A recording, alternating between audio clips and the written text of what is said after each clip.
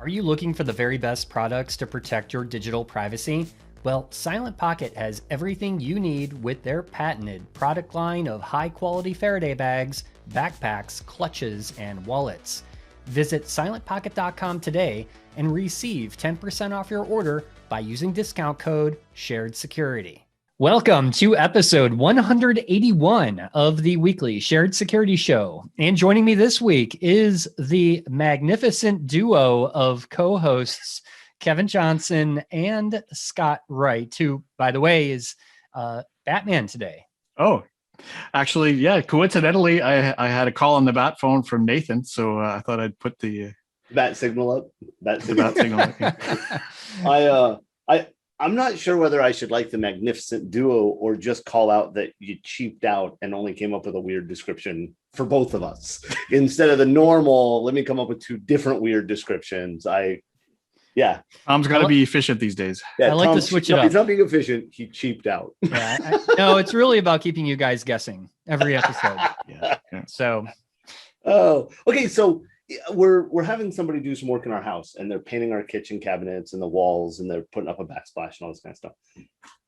And yesterday I saw the example. Have you ever seen the meme that goes around of like the dead raccoon and they've painted a stripe across the roadkill? Yes. You've seen that, right? Mm-hmm. Sure. So the guy who's painting our cabinet, who is, by the way, doing a meticulous job. It's awesome. Like really great job, but he's slow as anything. He paints a cabinet door and then waits for it to dry before doesn't move on to the next section, right? And yesterday, as I was looking at the kitchen as they left, I realized he had propped one of the doors up against the back of the island, the kitchen island. Yeah.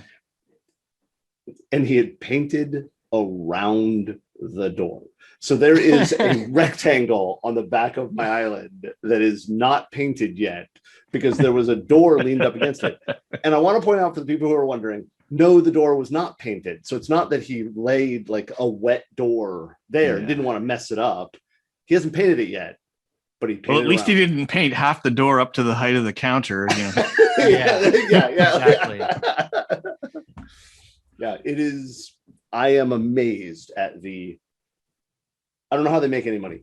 They bid a flat rate to my wife, who handles all of our accounting and business stuff, and they're paying this guy by the hour, and he is just so slow. Good luck with that. Yeah, thanks. I don't know why that popped in my head, but it did. It's popped in my head, came out of my mouth. That's what happens. So outside of Kevin's construction projects, we did have some news this week. Some news. Oh, there was some news this week. Apparently, in some circles, and I've read this, that we may have had the largest ransomware attack in history. This is very debatable. Holy course. Biggest ransom note, Batman. That's right. Goodness. That's Do right. you know the size of the magazines they had to cut the letters out of? Oh, it's crazy. The kids that were kidnapped. I mean, ridiculous. Awful. But this time, just in time for the holiday weekend over here in the US, Scott didn't have to worry about that. Scott had nothing. Yeah. Well, we have a holiday very, very close. So yeah. Yeah. We had Canada Day, but yeah. So it always seems that these things are timed perfectly, right? All these big attacks seem to happen right before people are just out of the office, or do we even say out of the office anymore? Because everybody's like working remote. I mean, is that considered? I don't know. But anyway, this one, so there's this large cloud IT management remote monitoring solution. It's called Kaseya. I think that's how you pronounce it. Well known in the managed service provider world. Yes. And that's why I brought this up, because I know, Scott, you work with a lot of MSPs. Yeah, we do. And this was a big impact to them. I know they advertise on their website. I think they have like 40,000 customers. But some reports are saying this impacted much more than that, or potentially. I think that's remained to be seen, but 40,000 managed service providers, right? That's what I mean. Those managed service providers have dozens of customers each. So yeah, Yeah. multiplies. And computers. And I think that the really interesting part of this one is, as far as I know, the MSP actually had no systems impacted. Right. Like unless the MSP was managing their own systems Yes. through the same Kaseya, whatever. My understanding is this was totally I'm using an MSP and my systems got toasted because the MSP got hit. And they got hit. These were actual 0-day exploits on top of that. Yeah. So yeah. So if the customers of the MSPs have like agent software on their hosts, right? So it's those hosts that are going to Which get they hit. would. Yeah. Yes. Yeah. I mean, it's like we can make fun of this or rant about it or whatever, but the reality is, if you're using an MSP to manage your systems, they have to have the MSP has privileges. They've got to. There's it's kind of like saying, oh man, my domain admins have domain admin rights. Oh my gosh. Right? Like they have to. And I'm amazed by the number of people I've seen, which is I'm not going to rant about InfoSec victim blaming, but the number of people who have talked about, well, why didn't they lock the MSP out? Why didn't that person using the MSP prevent them from having that level of access? It's like, do you not know what MSP stands for? Like, come on. Well, they should have given them limited access accounts. Yeah, that would work. It usually goes the other way around. The managed service provider has godlike privileges, and they give out privileges to the appropriate people in their customers' organizations. At least if they're doing it right. Yes. Right. Like, because I have seen MSPs. I did deal with, because we also deal with them, but we deal with them in a different way than Scott does. We hack them. But so we have found MSPs that they push out admin level access to all the users of their customers, so they have less service tickets, right? Like, which is awful. That is not please do not walk away and say Kevin recommended. No, I did not. If your MSP is doing that, punch them in the throat, set them on fire, and then break the contract. Back to the violence again. I'm a violent person. I'm an American, man. Our entire holiday celebrating our country is to blow crap up. This is true. This is true. So this ransomware gang, they're called REvil.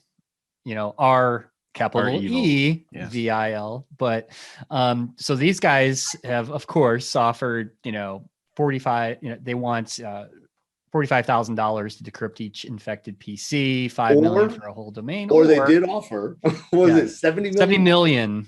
Yeah. They want 70 million bundled price.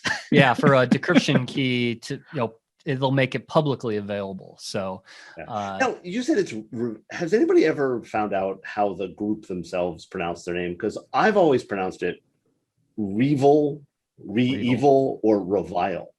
And I think it's actually REvil. Oh, okay. I can't do the accent. Is that French? What is that? I don't know what that was, but I can't do it. French Canadian. Look, the only accent I know is Hogan's Heroes, and I can't do it either. Yeah, I know nothing. That is amazing. I see nothing. That was awful. Yeah, this one is. We can obviously having a flawed. I'm seeing. You mentioned 0 days, but I'm seeing articles that are talking about the fact that Kaseya, whatever. You'd say Kaseya, most people. Kaseya? Okay, Kaseya.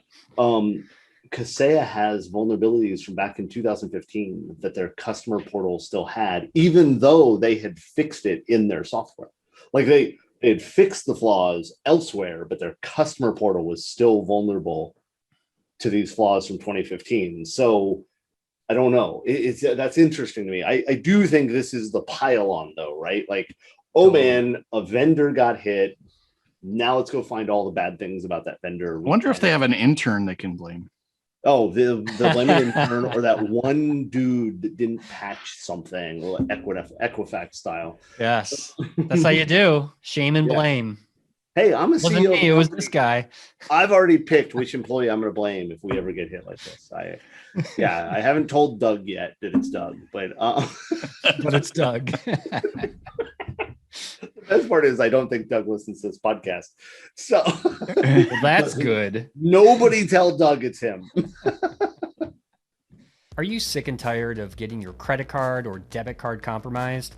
Well, it's happened to me in the past, and if it's happened to you, you know it's a time-consuming and stressful process to deal with. Look, credit or debit card breaches are happening all the time because there is very little protection out there to prevent your physical card number from falling into the wrong hands.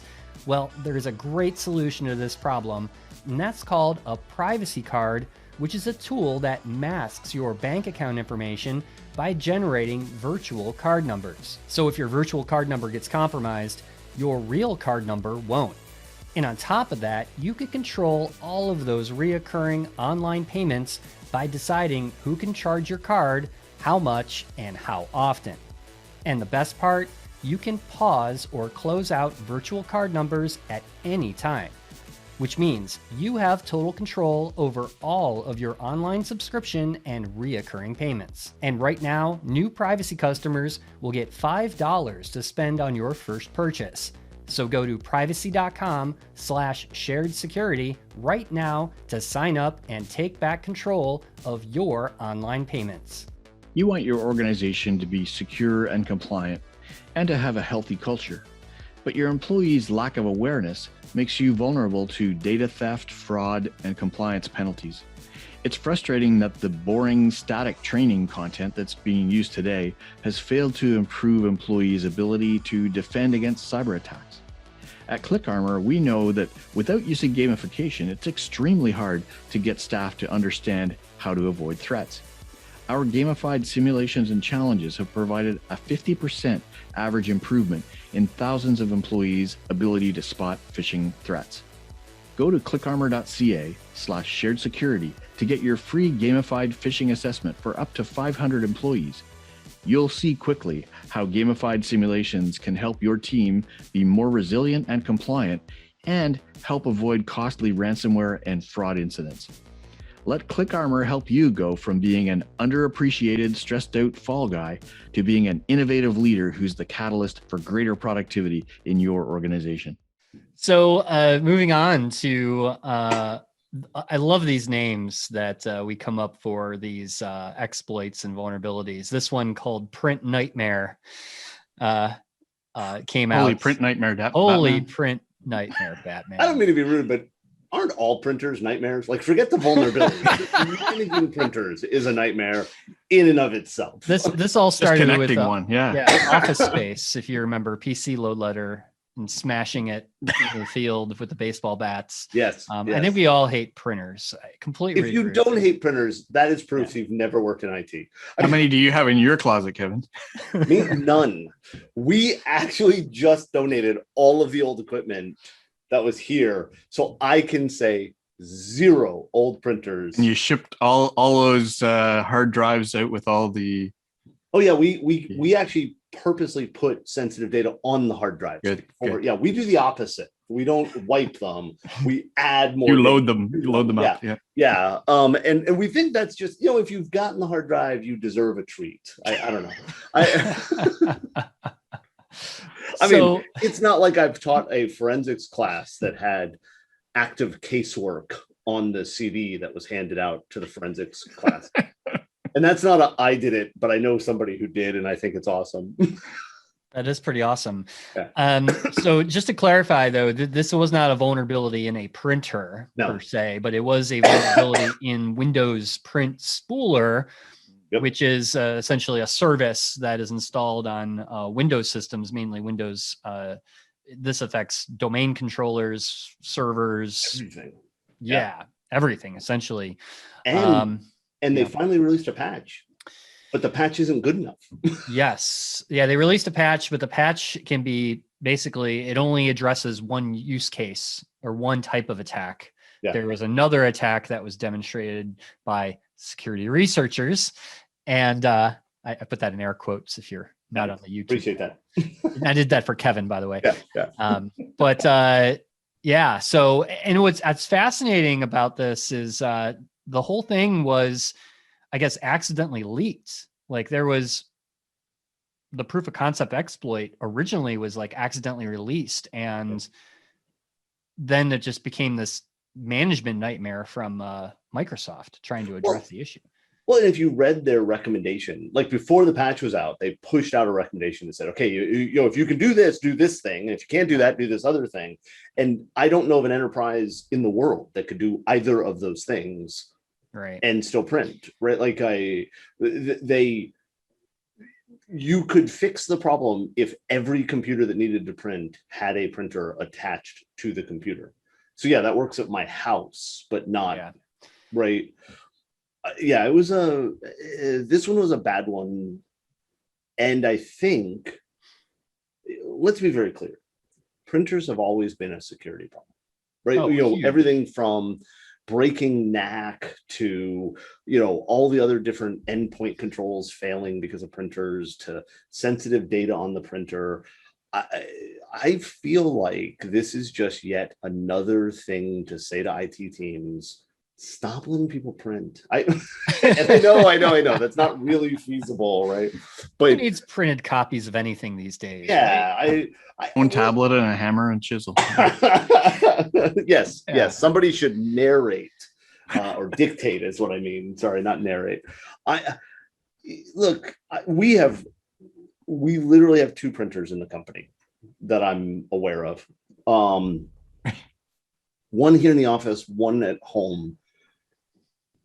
And the entire purpose for those printers are for people who don't know how to use contract signing apps, yet send you documents that can't be signed correctly because of, oh no, we've already signed this and locked the document. If you don't know how to use technology, stop sending me stuff. Seems to be the most common use case for printers these days. Printing a document that can't be signed otherwise. That's right. Yeah. And that's literally why we use them. I'm not aware of anything else we print on a regular basis. There's always that one-off, right? Like, oh dang, I'm sorry, that's not true. We have a label printer for mailings. So when we mail out swag.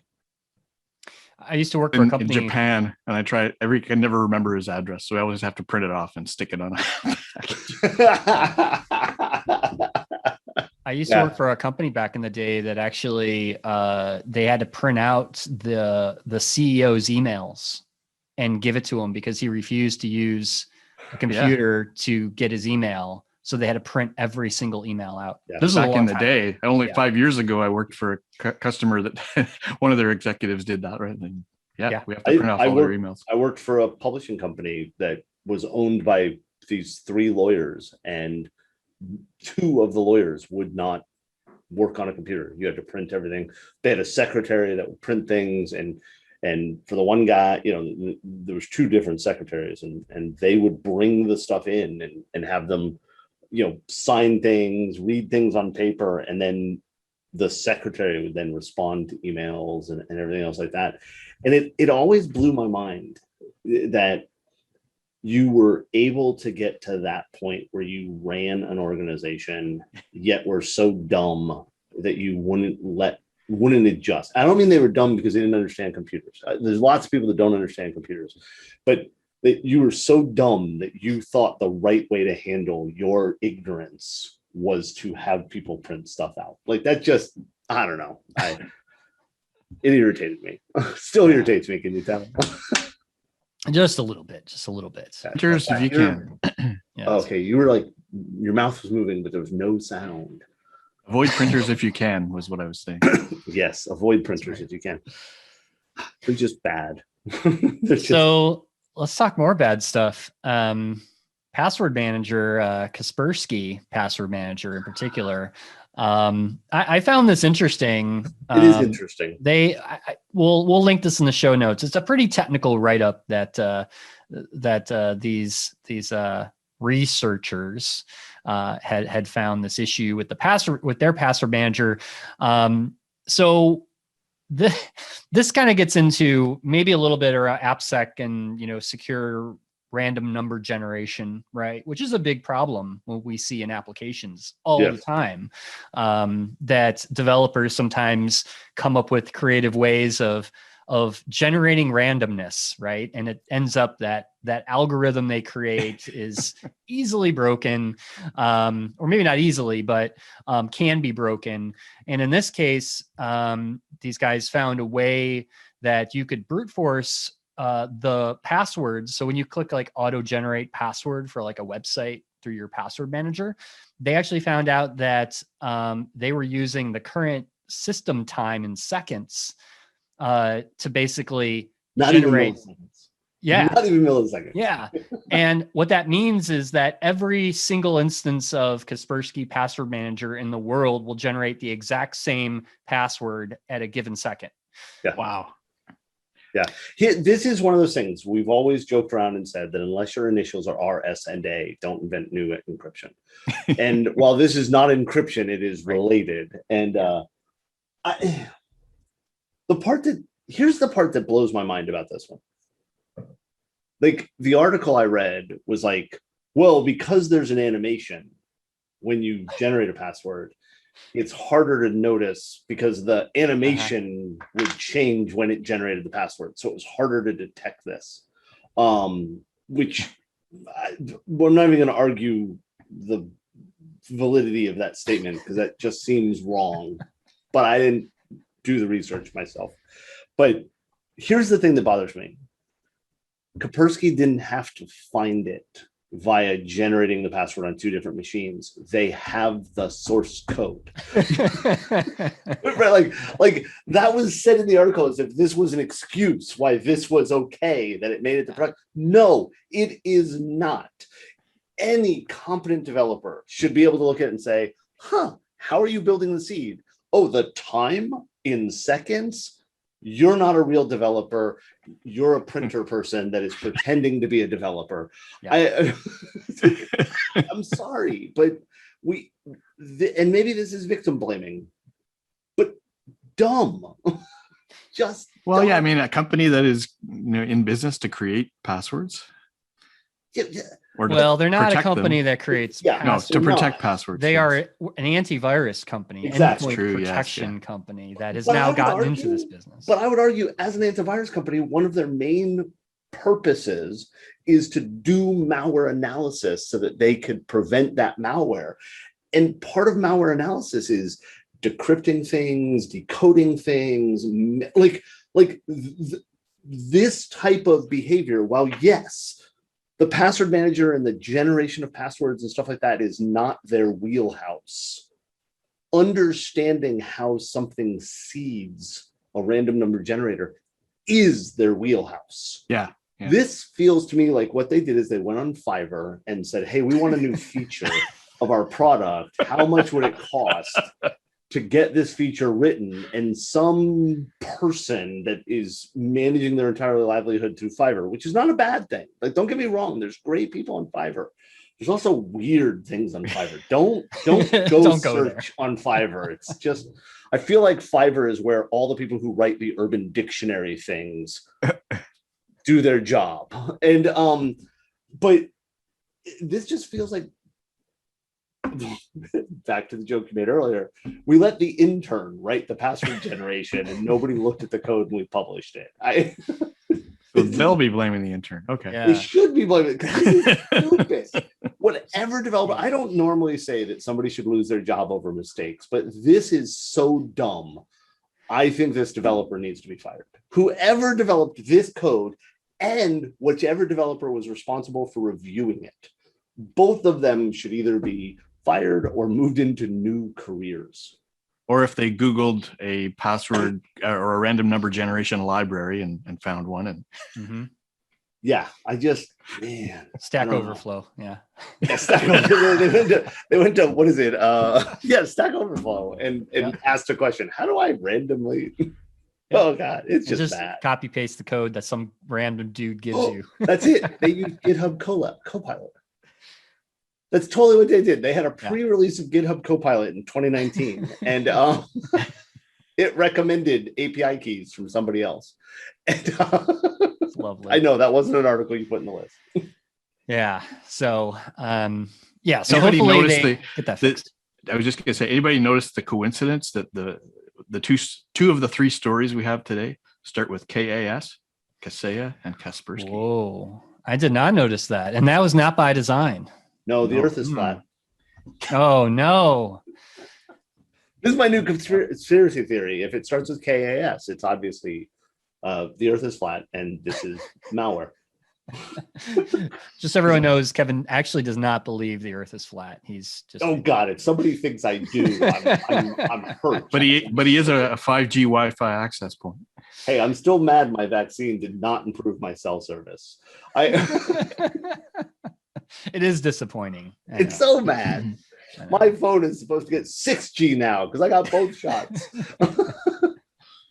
Well, with that, I think that's a good. This is a good point to end the podcast as we venture into conspiracy theories from cybersecurity. Well, we should start doing what the late night shows do. Well, and you can catch us later on the extended version. The late shared security show. That's what we need to do. We need to go to some conference somewhere, just put the three of us on stage, and we have the audience members just lob things to say, like what is that? Whose line is it anyway? Yeah. But instead Scenes of from a hat, like that, scenes from a hacker, like, security researcher 0 day, go, and we could rant about it.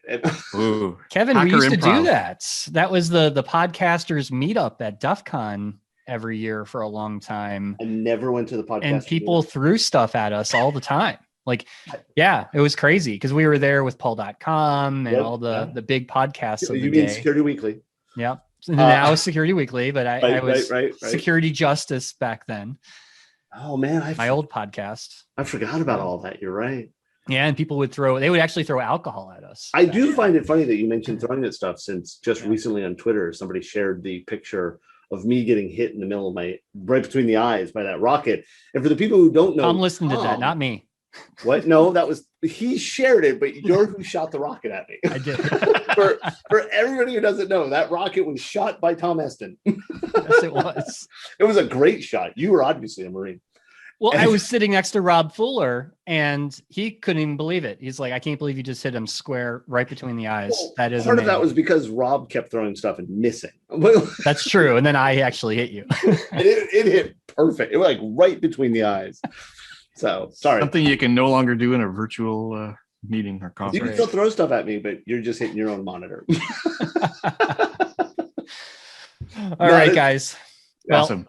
Thanks for coming on the show Tom. again. Thanks, and we will talk to you all next time. That's all for this week's show. Be sure to follow the Shared Security Show on Twitter and Instagram for the latest news and show updates. If you like this episode, please hit that like and subscribe button, and please subscribe to us on your favorite podcast listening app. Thanks for watching, and I'll see you next week for another episode of the Shared Security Show.